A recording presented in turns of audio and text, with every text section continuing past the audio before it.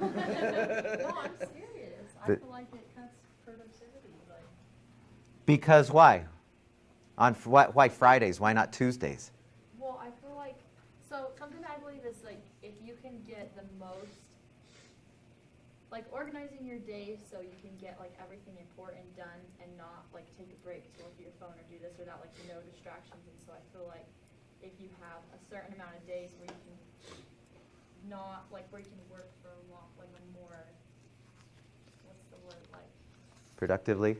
yeah, like a more productive Yeah. period of time, like more concise, it's much more productive than like spreading it out and just having all these miserable days where you're just like kind of. So the belief is Friday is a you don't have as much gumption and as much. Well, That's what I hear you saying. yeah, that, Yeah. and if you're spreading it out over 5 days, then you're just giving like 31% effort every day Yeah. as a, I don't know, I think it just puts. George, what is the wrong. 80-20 rule? Do you know what I'm talking about when I say the 80-20 rule? This is kind of what you're saying. What's the 80-20 rule? They use it in business a lot, but I think it applies to just about everything. What's the 80-20 rule? Sorry to put you on the spot. No, I'm trying to think. I know this. I'm just trying to remember that 20% of the effort gets 80%. Yeah. You get 80% of the stuff done with 20% of the effort. If you find out what your top 20% of your productive time is, you'll get 80% of the stuff done. And that's been a well-known stat in business forever. And I think that's what I hear you saying, is find out when you're most productive, which it sounds like you're saying, and Friday ain't one of those days. Well, I mean, I think Yeah. it's like doesn't make any sense. Like kids, like I know kids, and they have like 3 hours of school on Friday, so it's really just a glorified babysitter because they're going to school, doing like 2 things, eating lunch and having like a recess, and then coming home. It's a total waste. It just is not necessary. Yeah. I agree. I take every Friday off. So do I. We should I start. take every. So do I. Maybe we should only do like Monday to Wednesday. Yeah. Monday, no, it's Monday Wednesday. to Wednesday. No, is- Thursday's out. Well, I have to say, in being vulnerable, I guess, I don't work on Fridays. I mean, I don't have any classes, and for as long as I can remember, no, not in the most recent memory, last few years, I realized I don't, not because I'm not any less productive on Fridays, but I just like to have an extra fun day at the end of the day. Because having fun is still a high priority for me.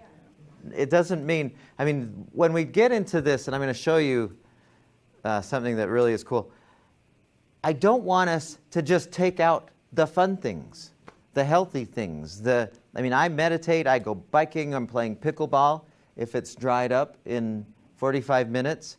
And that is on my calendar as a thing to do, as important as the meeting that I'm going to have at 2:30 that we're actually going to clean up around the lake on 31st Street. Neither has any more importance than any other.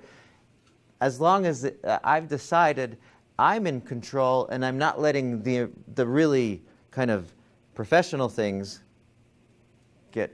I saw another hand. Oh, I was just gonna say one thing. Go ahead. All right, what I was gonna say is like another reason that I believe in the whole Friday thing, or really any day of the week, is because you can talk to people who are really good at being productive, like 6 out of whatever days, or however many days you decide to work, depending on like what your goals are. And if you take a whole day and you put everything that you love, like in that day, like it's honestly a day to recharge. And I think that people take the weekend, especially people who work a lot, to get stuff done. They have all Yeah. these things scheduled for the weekend, but they're not having that day to recharge and actually put everything that's important to them or like fun, not serious stuff. A day of really into resting. a day.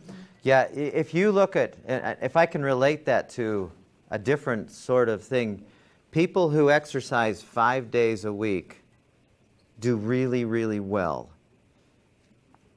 People who exercise at that level of intensity 6 and 7 days don't do any more well, and it actually comes down a bit exercising the 6th and 7th day.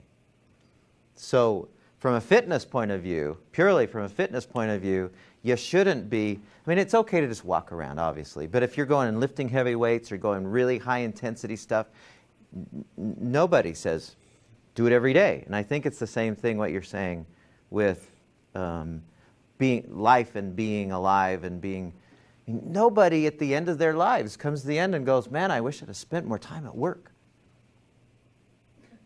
Nobody does.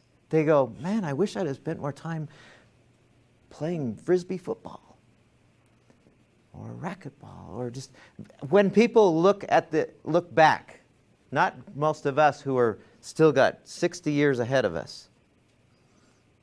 People who are here and they're going, man, I just spent so much time at work.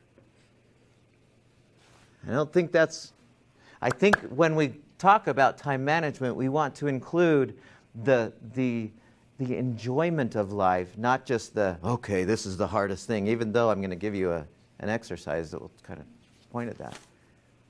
So I've always felt that people act based on how they feel and not particularly what they know in their head to be right. Correct? So how do we make our feelings become congruent with what we know is right? For example, as we look at our day, we've got this, and this to do, but I don't feel like doing this. But it's important, I mean, it really is. So how do we get ourselves emotionally equipped to... Such a good question. I'm going to give you something that may help.